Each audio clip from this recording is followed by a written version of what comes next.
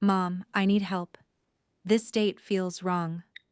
27-year-old Ella Mathesy sent that text from a restaurant bathroom in Dallas, staring at herself in the mirror. Emerald dress, perfect makeup, and a sick feeling in her stomach that wouldn't go away. She was on a dinner date with her ex-boyfriend Evan, the same Evan who'd cheated on her 2 months ago. The same Evan her mother insisted deserved a second chance. Her mother texted back, "You're being dramatic. Go back out there and be gracious." If this story grips you the way it's gripping Ella right now, do me a favor and hit that like button. Subscribe to Madeline's Stories because we're building something special here, a community that craves real, raw, emotional storytelling. Share this with someone who needs to hear a story about broken people finding each other in the darkness. Your support keeps these stories coming. So Ella did what she'd always done. She obeyed. She walked back to that table, sat down across from a man who'd betrayed her, and tried to smile through her discomfort. But someone else in that restaurant was watching. A Korean businessman named Kim Seong-jin, sitting 3 tables away, nursing a whiskey and pretending to read emails on his phone. And when he saw Evan grab Ella's wrist hard enough to make her go still, Seong-jin stopped pretending. What happened next would force Ella to choose between her mother's expectations and her own survival. But here's what I want to know. Have you ever been trapped between loyalty to your family and loyalty to yourself? Have you ever had to choose between what everyone expects and what you know is right? Because what Ella's about to learn is that sometimes the most dangerous choice is the one that looks safest. But to understand how she ended up at that table, we need to go back 3 weeks to the phone call that started everything. 3 weeks earlier, Ella sat curled up on her couch in her Houston apartment, staring at her iPhone as it lit up for the 5th time that evening. Mom again. She'd been ignoring the calls all week, ever since she'd ended things with Evan. Ever since she'd finally drawn a line she refused to cross. On her coffee table sat a half-empty bottle of Barefoot Moscato and her MacBook Air open to a marketing proposal she'd been trying to focus on for the past 2 hours. A Target throw blanket was wrapped around her shoulders even though it was 70 degrees outside. Comfort. She needed comfort. When the phone rang for the 6th time, Ella finally answered. "Ella Marie Mathisa, why have you been avoiding me?" Her mother's voice carried that particular blend of hurt and accusation that always made Ella's chest tighten. "I haven't been avoiding you, Mom. I've just been busy with work." "Too busy to tell your own mother that you broke up with Evan?" Silence. "Linda called me yesterday. She was in tears, Ella. Tears. Her son came to her house devastated, saying you ended things without even giving him a chance to explain." Ella closed her eyes. Of course Evan had gotten to her mother first. Of course he'd controlled the narrative. "He cheated on me, Mom. People make mistakes, baby, don't you think?" "No." Ella's voice was quiet but firm. "He made a choice. And I made mine. But here's the thing about mothers. They know exactly which wounds to press when they're desperate." "I'm not saying you have to marry him," Rosie said softly. "I'm just saying, baby, you're 27, and I've watched you go through so many relationships that didn't work out." Ella could recite the list in her sleep. Philip, who'd talked about marriage for 6 months before admitting he wasn't ready for commitment. David, who'd emotionally checked out 3 months before he finally said the words. Tyler, whose idea of a future together was, "Let's just see where things go for 2 years." 2 years. "Evan is different," Rosie pressed. "He has a good job. He comes from a good family. Linda and I have known each other since college, you know that. These are good people, Ella. And good men who actually want commitment are hard to find." "He cheated on me, Mom." Ella repeated the words slowly, willing her mother to hear them. Really hear them. "He made a mistake. One mistake. Don't you think everyone deserves a second chance?" And there it was. The question that would change everything. The text messages had appeared on Evan's phone 2 weeks before this conversation. Ella had been at his uptown Dallas apartment using his iPhone to order Uber Eats while hers charged in the bedroom. The notification had popped up at the top of the screen. Stephanie. Work. Can't wait to see you Friday. Should I bring the wine or are you handling everything? Ella's thumb had hesitated over the screen. Then she'd opened the thread. 3 months of messages, hotel names, emojis that made her stomach turn. Plans that overlapped with nights Evan had told her he was working late on a client proposal. When she'd confronted him, he'd cycled through every line in the cheater's playbook. Denial first, then minimization. It didn't mean anything, Ella, it was just stress relief. That's what he'd called it. Stress relief. Ella had packed her purse, called an Uber, and delivered her decision in the calm, clear voice of someone who'd finally learned to recognize patterns. We're done. I need you to respect that. She'd meant it. She'd really meant it. Until her mother got involved. 2 days after that phone call with Rosie, Evan showed up at her mother's house in Houston's 3rd Ward. He brought roses from Whole Foods, the expensive kind, wrapped in brown paper with a silk ribbon. Rosie let him in. Mrs. Mathesy, I know I don't deserve your time, Evan had said, deploying every ounce of the charm that had fooled Ella for 4 months. But I need you to know I made the biggest mistake of my life. I hurt your daughter, and that's something I'll regret for the rest of my days. He'd sat in Rosie's living room, in the same chair Ella's father used to occupy before his heart attack 7 years ago, and he'd talked about redemption, about growth, about how sometimes people need to lose something precious to realize its value. I love Ella, he'd said, looking Rosie directly in the eyes. And I know that if I could just talk to her face to face, I could show her that I've learned from this, that I'll never take her for granted again. Rosie had listened, and in Evan's earnest performance, she'd heard everything she wanted to hear, that her daughter's relationship could be saved, that there could still be a wedding, grandchildren, the future she'd been dreaming about since Ella turned 25. That night, Rosie had called Ella, and the night after that, and the night after that. Just one dinner, she'd pleaded. Just hear him out properly. You owe him that much closure, don't you? You owe yourself the chance to walk away knowing you gave him a fair hearing. You owe him. You owe yourself. The language of obligation wrapped in the language of care. By the 3rd day of calls, Ella was exhausted. Exhausted from defending her decision. Exhausted from managing her mother's disappointment, exhausted from wondering if maybe, just maybe, she was being too rigid, too unforgiving, too difficult. So she'd agreed. One dinner at the Monarch in Dallas, Saturday at 7 p.m., just to end the conversation, just to make her mother stop crying on the phone, just to prove to everyone, including herself, that she'd tried. Before we see how a stranger changed everything, I want to ask you something. If this story is resonating with you, if you've ever felt that pressure to give someone another chance when your gut was screaming no, do me a favor. Hit that subscribe button and drop a comment telling us where you're watching from. Because this story is about recognizing when the wrong rescue becomes the right one, and your support helps us bring more stories like this to women who need to hear them. Now, let's get back to that restaurant.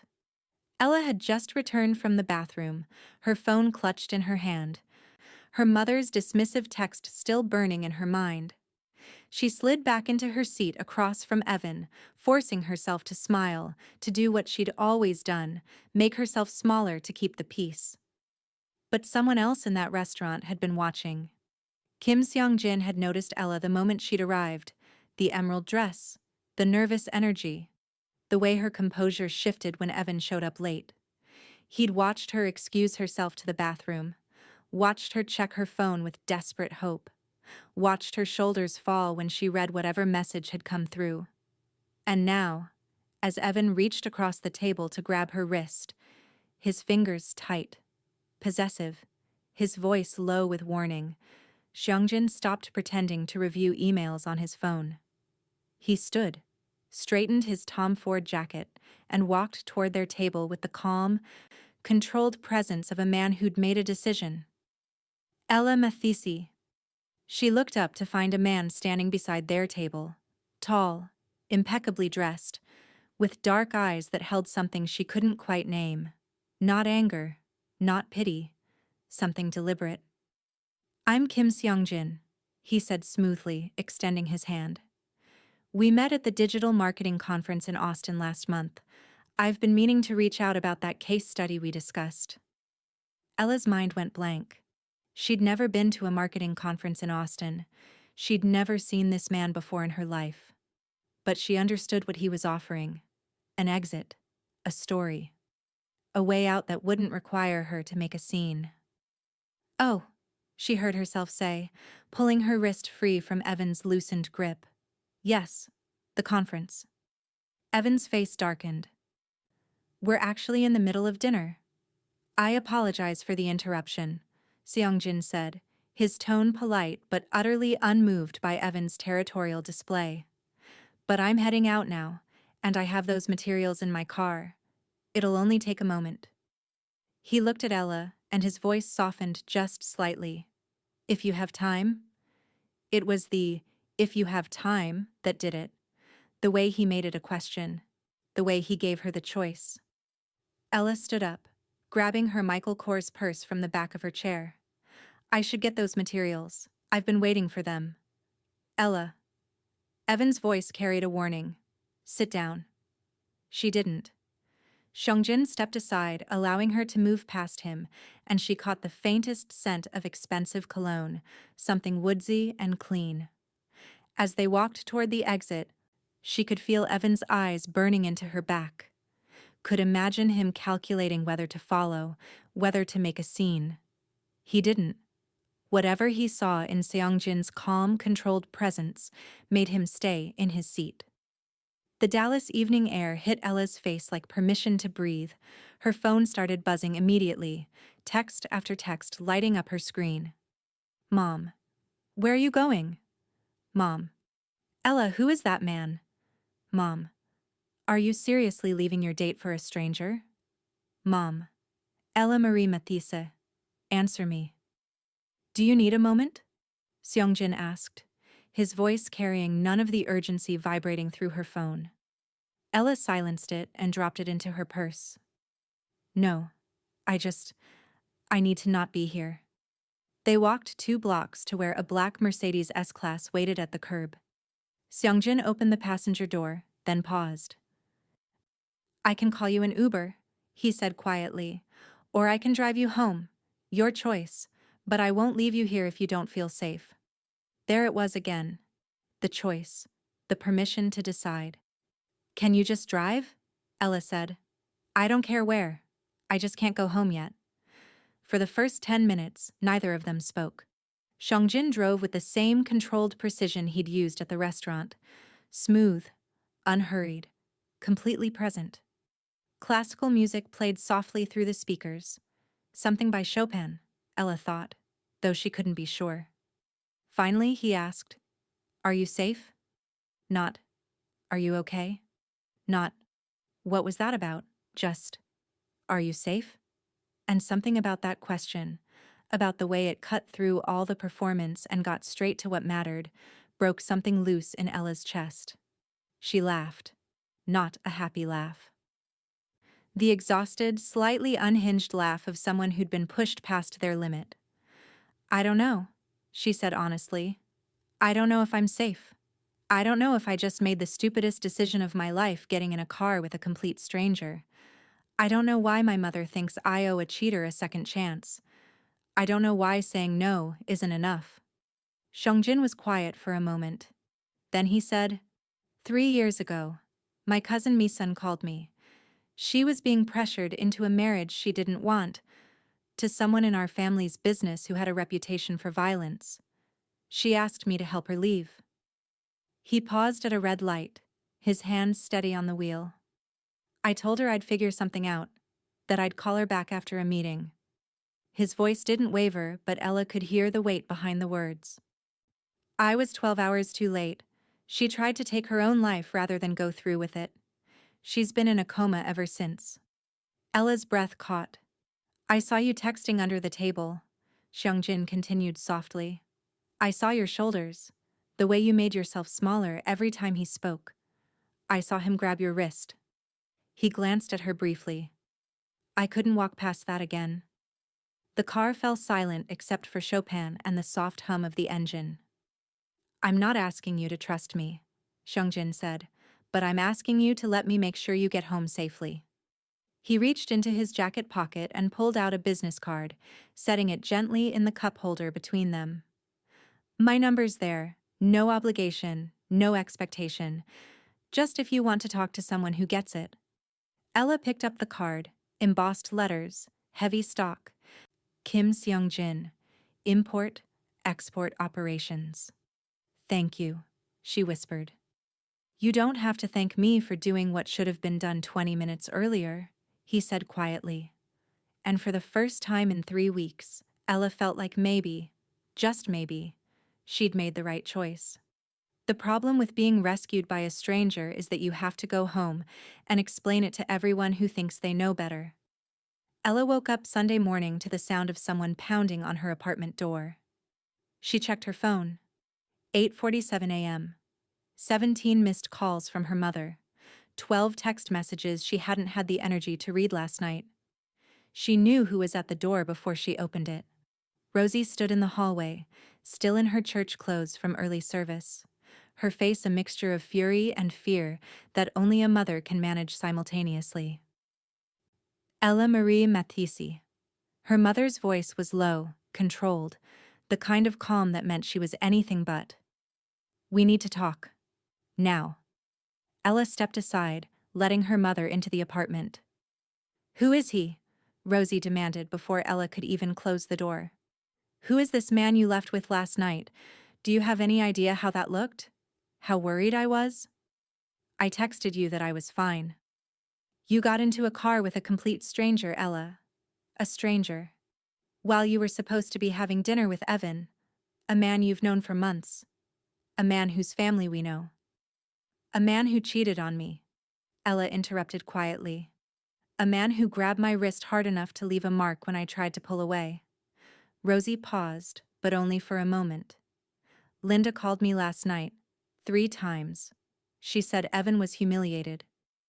That you left him sitting there alone while you walked out with some Asian businessman who interrupted your dinner. His name is Kim Seong-jin, and he didn't interrupt. He rescued me. Rescued you?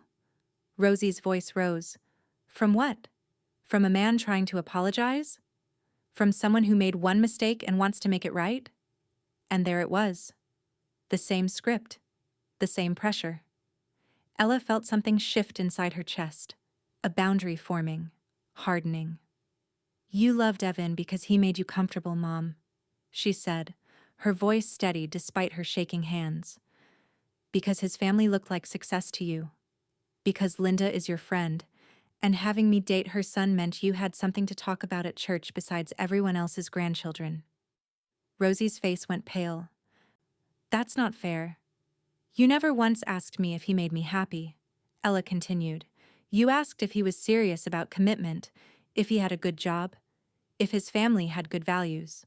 But you never asked if I felt safe with him, if I felt seen, if I felt like I could be myself. I was trying to protect you. From what? From being alone? Ella's voice cracked slightly. Mom, I watched you fall apart when Daddy died. I watched you lose yourself because your entire identity was wrapped up in being his wife. And I love you. God, I love you so much. But I won't build my life that way. I won't sacrifice who I am just to avoid disappointing you. The silence that followed was deafening. Rosie's eyes filled with tears. So I'm the villain now? For wanting my daughter to have security? For not wanting you to end up alone at 40? You're not the villain, Ella said softly. But you're not listening to me either. I need you to trust that I know what's right for my life, even when it doesn't look like what you expected. Rosie picked up her purse with trembling hands. I can't do this right now. I can't. She left without another word. The door closed quietly behind her, which somehow felt worse than if she'd slammed it. Ella stood in her living room, still in her pajamas, and wondered if she'd just destroyed the most important relationship in her life. 3 days passed. 3 days of Ella staring at Seongjin's business card propped against her Keurig coffee maker. 3 days of picking up her phone, pulling up a new text message, and then setting it back down. What was she supposed to say? "Thanks for rescuing me from my disaster date. Wanna grab coffee?" It sounded insane. She didn't know this man, didn't know anything about him except that he'd lost someone he loved and apparently had impeccable timing. Work didn't help. Her creative director had been acting strange all week, taking calls in the conference room with the door closed, updating his LinkedIn profile when he thought no one was looking. And the Lexus campaign pitch was in 2 weeks. 2 weeks to finalize a presentation that was supposed to showcase their entire team's capabilities. By Friday evening, Ella sat on her couch with a glass of Chardonnay and Seongjin's card in her hand. Her mother hadn't called. Not once. The silence felt like its own kind of punishment. She thought about Mi-sun, about being trapped, about waiting too long. Before she could talk herself out of it, she typed, "This is Ella Mathesy from the restaurant. Are you free for coffee?" She hit send before her anxiety could stop her. 3 minutes later, her phone buzzed. "I thought you'd forgotten about me. Saturday, 2 p.m. I know a quiet place in Dallas. I'll text you the address." Ella stared at the message, her heart pounding in a way that felt nothing like fear and everything like possibility. Maybe making the right choice wasn't supposed to feel safe. Maybe it was supposed to feel like this. Uncertain and terrifying and somehow exactly what she needed. First dates are supposed to be about favorite movies and travel dreams, not about dead cousins and the weight of inherited obligations. But then again, Ella thought as she pulled into the parking lot of Cafe Seoul in Dallas's Koreatown, nothing about meeting Kim Seongjin had been typical from the start. The cafe was tucked between a Korean grocery store and a skincare shop, its minimalist storefront almost easy to miss. Inside, floor-to-ceiling windows let in afternoon light that made everything feel warm and unhurried. The scent of fresh brewed coffee mixed with something sweet, maybe honey bread or red bean pastries. Seongjin was already there, sitting at a corner table near the window. He stood when he saw her, and Ella noticed he'd dressed differently than at the restaurant. Still expensive, the kind of casually perfect that comes from brands like Brunello Cucinelli, but softer somehow. A charcoal sweater, dark jeans, no suit jacket, no tie, just a man waiting for coffee. "You found it okay?" he asked as she approached. "GPS is a wonderful thing," Ella said, settling into the chair across from him. A small smile touched his lips. "I thought about suggesting Starbucks, but this place has better coffee and fewer people." "Fewer people who might know you mean?" "Fewer people who might interrupt us," he corrected gently. They started safe. Work, mostly. Ella talked about her marketing firm in Houston, the campaigns she was developing, the pitch for Lexus that was keeping her up at night. Seongjin listened in a way that felt different from every other date she'd been on. No checking his Apple Watch. No glancing at his phone. No waiting for his turn to talk about himself. He asked questions that showed he was actually paying attention. "What drew you to marketing? Was it always the plan?" "My father," Ella found herself saying. "He worked in advertising before he passed. Used to say that good marketing doesn't sell products. It tells people a story about who they could be." She paused. "I guess I wanted to keep telling stories." Seongjin nodded slowly. 7 years ago, you said? In the car?" She was surprised he remembered. "Heart attack. He was only 53. "I'm sorry." 2 words. Simple. But he didn't follow them with platitudes about time healing or everything happening for a reason. Just acknowledgement. Just presence. "What about you?" Ella asked, grateful to shift focus. "Import, export operations. What does that actually mean?" "It means," Seongjin said carefully, that my family moves products between countries, primarily between South Korea and the United States. Legitimate business mostly. Electronics, automotive parts, textiles. He paused. The company started in Seoul. My father built it from nothing. I was supposed to expand the American operations after I graduated from UT Austin. Supposed to? It was never really a choice, he said quietly. In my family, duty comes before preference. You inherit the business. You fulfill expectations. You don't ask what you want. You ask what's needed. Ella recognized the weight in those words. That sounds lonely. It is. Xiangjin met her eyes. Misun, my cousin, she understood that. She was being pressured into an arranged marriage with someone in our extended business network, a man with a temper, with a reputation. His hands tightened slightly around his coffee cup. She called me, asked for help, and I told her I'd figure something out after a meeting. I had some contract negotiation I thought was important. His voice went flat. By the time I got to her, she'd tried to end her life. She's been in a coma for 3 years. The doctors say she'll probably never wake up. The silence between them felt heavy, but not uncomfortable. My mother hasn't spoken to me in 5 days, Ella said finally, because I chose myself instead of the man she wanted me to marry. Because I walked away from Evan instead of giving him another chance. Because I'm not following the script she wrote for my life. Do you regret it? Walking away from Evan? No. Ella traced the rim of her coffee cup. But disappointing my mother? That part kills me. She lost my father and rebuilt her entire identity around being my mother. And now I'm pulling away, and she thinks I'm abandoning her. You're not abandoning her, Xiangjin said quietly. You're just refusing to abandon yourself. Something in Ella's chest cracked open at those words. 4 hours passed, like 4 minutes. The cafe staff started stacking chairs on tables, and Ella realized with a start that the sun had set outside the windows. Xiangjin walked her to her car, a Honda Accord she'd been driving since college, suddenly feeling very ordinary next to his Mercedes parked 2 spots away. Can I see you again? He asked. No games. No, I'll text you, without meaning it. Just a direct question. I'd like that, Ella said. And she meant it. Dating is complicated enough without your ex-boyfriend showing up drunk in a parking garage with a grudge and 3 witnesses. But Ella was getting ahead of herself. 3 weeks into seeing Xiangjin, and she'd learned things about him that made her previous relationships feel like practice runs. He texted her good morning every day, not with emojis or memes, but with actual words. He remembered she didn't like cilantro.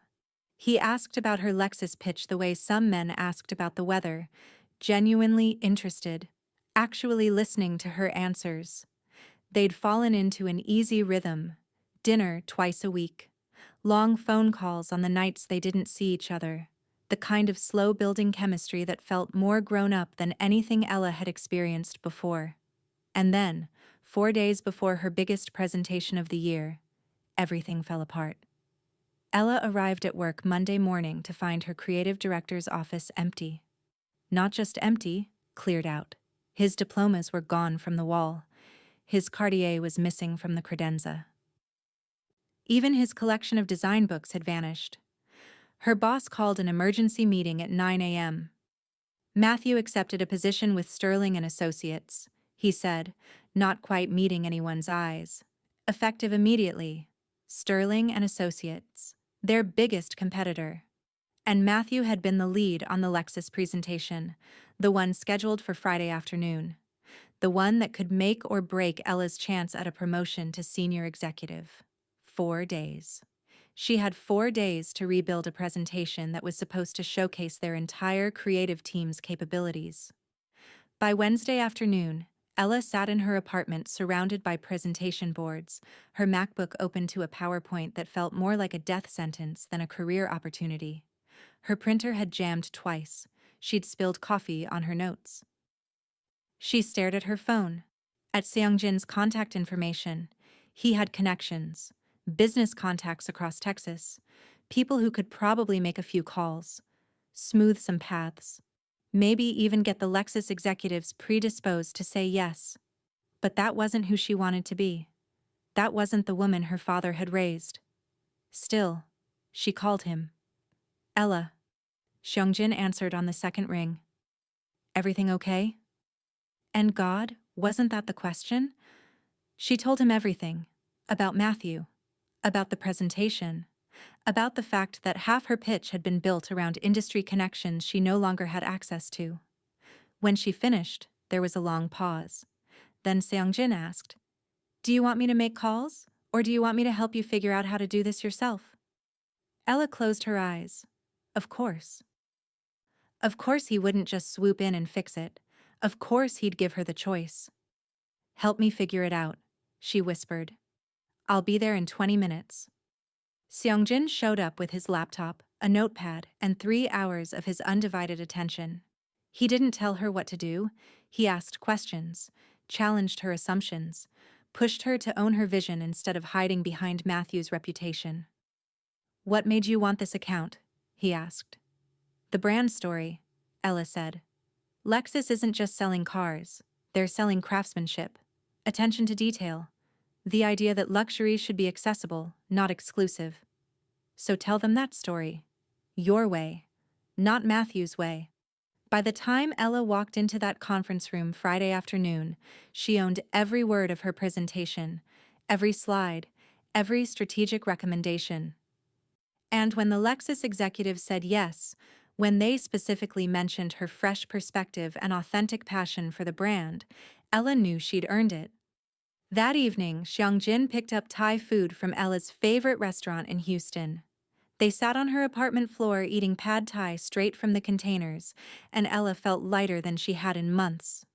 "Thank you," she said, "for not just fixing it for me." "You didn't need fixing," Seongjin said simply. "You just needed someone to remind you what you're capable of." They were still laughing about her boss's face when she'd nailed the closing statement when Ella heard shouting from the parking garage below her window. Her blood went cold. She knew that voice. Evan stood in the parking garage, clearly drunk, his expensive suit rumpled and his eyes wild. He'd been waiting. Watching. 3 weeks, he slurred as Ella and Seongjin stepped out of the building's entrance. 3 weeks of you ignoring my calls, my texts, my apologies, for him. The racial slur that followed made Ella's stomach turn. Seongjin stepped slightly in front of her, his body language shifting into something Ella had never seen before. Controlled. Dangerous. Completely calm.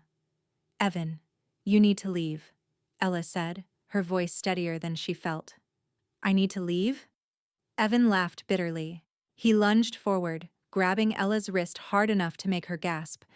"You humiliated me, left me sitting in that restaurant like some—" He didn't finish the sentence.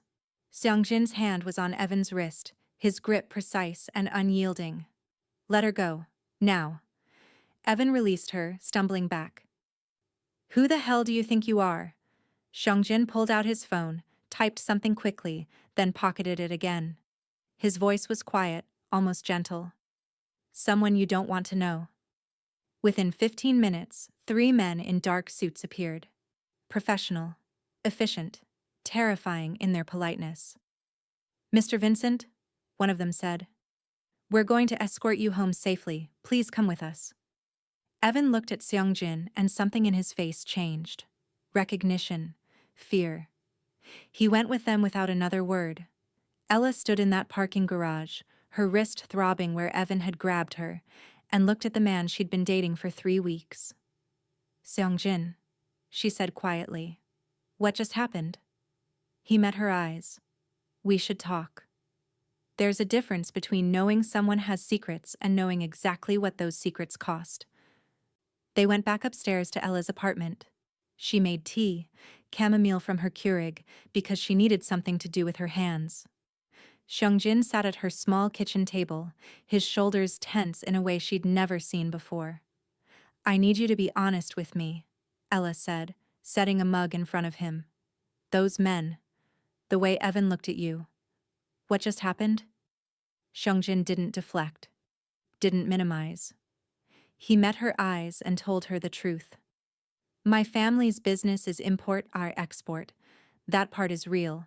We move legitimate products, electronics, automotive parts, textiles, between South Korea and the United States. He paused.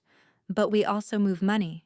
We facilitate connections between people who need things done quietly, political favors, financial arrangements that blur legal lines.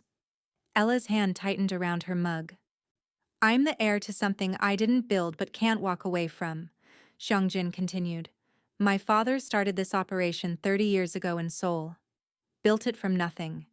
And in our world, family loyalty isn't a choice. It's survival. And Evan? Ella's voice was steadier than she felt. Those men work for my family. When I need something handled discreetly, they handle it. Evan won't bother you again. He understands the cost of making that mistake twice. The words hung in the air between them. I need you to see it, Xiangjin said quietly. The whole picture. Not just what I tell you, but what I actually do. Sunday morning, Xiangjin picked Ella up in his Mercedes and drove to the Houston port. The warehouse sat among dozens of others, industrial, unremarkable, with the family company name in English and Korean on a modest sign out front. Inside, it looked exactly like what Xiangjin had described: shipping containers, forklifts, workers in safety vests checking manifests on tablets. Everything legitimate, everything traceable. Then he took her to a back office where an older Korean man sat reviewing paperwork. He stood when they entered, his eyes sharp and assessing. Ella, this is Mr. Park. He manages operations here and other aspects of the family business. Mr. Park bowed slightly. Miss Mathesy, it's good to finally meet you. Xiangjin speaks highly of you. Mr. Park has been with my family since I was a child, Xiangjin said. He knew my cousin Misun. He's the one who found her after... His voice trailed off. Mr. Park's expression softened. You care for her, he said to Ella. I can see that. And he cares for you. That is rare in this life. Xiangjin showed her the computers that tracked both kinds of shipments, the ones that went through customs with full documentation, and the ones that moved through more carefully constructed channels, the financial systems that looked clean on paper but served purposes she could only guess at. This is who I am, Ella, Xiangjin said, as they stood in his office overlooking the warehouse floor. I can walk away from you if this is too much. I'd understand. But I can't walk away from my family. This is my inheritance. My obligation. My cage. Ella looked at him. At this man who'd rescued her from one trap only to reveal he lived in another. I need time, she whispered. To think. To process.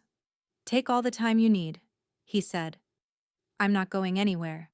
7 days passed.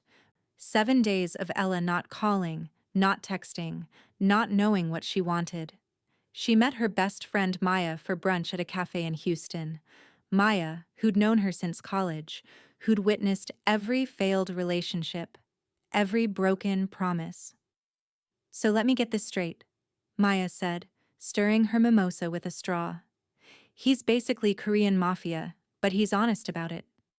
He helped you nail your presentation without taking credit. And he handled your psycho ex without you even asking? That's a simplified version, but yes. And you're scared because his world is dangerous, Maya. Because people in his life end up in comas. Because dating him means accepting things I don't fully understand. Maya set down her drink. Ella, honey, you spent 4 months with Evan and you never felt safe enough to tell him no. You've known Xiangjin for a month, and he literally asked if you wanted him to solve your problem or help you solve it yourself. Which one actually saw you? The question sat in Ella's chest like a weight. That evening, her phone rang. Mom. Ella almost didn't answer. 3 months of silence had calcified into something that felt permanent. But when she saw Mom light up her iPhone screen, something made her press accept. Ella. Rosie's voice was small, uncertain. Can we talk? In person? They met at the same Houston cafe where Rosie used to take Ella after church when she was a little girl. The same corner booth. The same menu featuring chicken salad sandwiches and sweet tea. Rosie looked older than Ella remembered. I've been talking to my therapist, Rosie started, stirring Splenda into her coffee with shaking hands. About your father, about losing him, about what I've been doing to you. Ella waited. I was so afraid of being alone that I tried to control your life, Rosie continued, tears gathering in her eyes. I convinced myself I was protecting you, but really, I was just terrified of losing the only person I have left. Mom, let me finish, baby. Rosie reached across the table, stopping just short of Ella's hand. I spoke to Seong-jin. Ella's breath caught. What? He called me 2 weeks ago. From Seoul. Asked if he could have a conversation. Rosie's smile was watery. He told me about his cousin. About why he helped you that night. About what he's building with you. He didn't have to do that. He said he wanted me to know that his intentions were honorable. That he understood a mother's concern. Rosie wiped her eyes with a Starbucks napkin. Your father would have liked him, Seong-jin. He would have seen what I was too scared to see. They talked for 2 hours. The apology wasn't perfect. The wounds weren't fully healed. But it was a beginning. Boundaries with connection. Love with respect. When they stood to leave, Rosie hugged her daughter tight. I'm still learning, but I'm trying. That's all I need, Ella whispered. 2 months later, Ella stood in baggage claim at DFW Airport, her heart pounding as she watched passengers stream through the international arrivals gate. And then she saw him, Seong-jin, wheeling a suitcase, looking thinner than when he'd left, scanning the crowd until his eyes found hers. She ran, actually ran through the airport like something out of a Hallmark movie. And he caught her, lifting her off her feet. 6 months in Seoul, 6 months here, he murmured into her hair. I negotiated it. My father agreed. We split the operations. You're staying? I'm staying. Well, half the year. Is that enough? Ella pulled back to look at him. It's everything. Saturday night, Seong-jin took her to the Monarch, the same upscale Dallas steakhouse where he'd first intervened. Where Ella had texted her mother from a bathroom stall, desperate and trapped. Full circle. They sat at a different table this time. One near the window with a view of the Design District lights. They ordered wine, talked about Seoul and Houston and the life they were building across 2 continents. And then, between the appetizer and entree, Seong-jin reached into his jacket pocket. The ring box was small. Velvet. Understated. I'm not asking you to be my wife in a world you didn't choose, he said, his voice steady despite the weight of the moment. I'm asking you to build a world with me, one where you're safe, where you're chosen, where you're free to be exactly who you are. Ella's hands trembled as she looked at the ring, a simple diamond on a platinum band, elegant and unpretentious. This won't be easy, Seong-jin continued. My world is complicated, time zones will be brutal, but I promise you honesty, partnership, a love that makes room for both of us. Yes, Ella said through tears. Yes to all of it. He slipped the ring on her finger, and the restaurant erupted in applause from strangers who'd been watching. Later that night, Ella sat on her couch, her engagement ring catching the light, and called her mother. Mom, she said when Rosie answered. I said yes, and I want you there when we celebrate. There was a pause. Then Rosie's tearful voice. I'd be honored, baby. I'd be so honored. Ella learned that sometimes the person who saves you isn't the one everyone expects. And sometimes choosing yourself means risking everything comfortable for something real. Have you ever had to choose between what felt safe and what felt true? Share your story in the comments below. We read every single one, and your voice matters here. And if Ella and Seong-jin's journey touched your heart, Hit that like button and subscribe to support stories like this. Because every woman deserves a love story that honors who she really is, not who she's expected to be.